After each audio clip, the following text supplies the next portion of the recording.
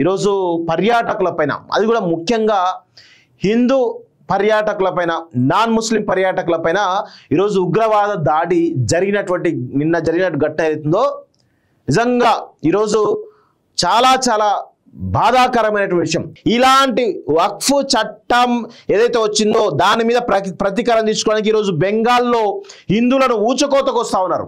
ఇప్పుడు జమ్మూ కాశ్మీర్లో ఈ విధంగా ఉగ్రదాడులు చేయడం ఏదైతుందో నిజంగా దీన్ని అసలు భారత ప్రభుత్వం, ముఖ్యంగా రక్షణ శాఖ, మిలిటరీ కూడా వదలద్దు. ప్రతీకారంగా ఖచ్చితంగా ఎవరు ఎంత దూరమైనా వెళ్ళి ఈరోజు మట్టు పెట్టాల్సిన అవసరం అయితే ఉంది ఇలాంటి దుర్మార్గులను.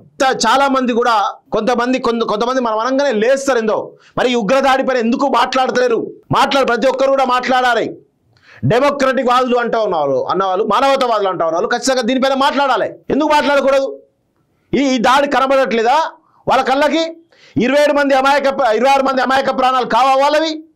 అంటే ఇది ఈ అంశం కొంతమంది కనబడట్లేదు.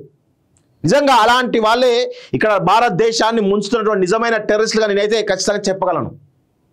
బరాబర్ దీనిపైన ఎవరైతే మాట్లాడరో, ఎవరైతే ఇలాంటి వాటిపైన స్టోరీస్ చేయరో వాళ్ళు ఖచ్చితంగా ఈ దేశంలో అంతర్గతంగా ఉన్నటువంటి ముప్పు అని చెప్పేసి ఘంటాపథంగా నేను చెప్పగలను.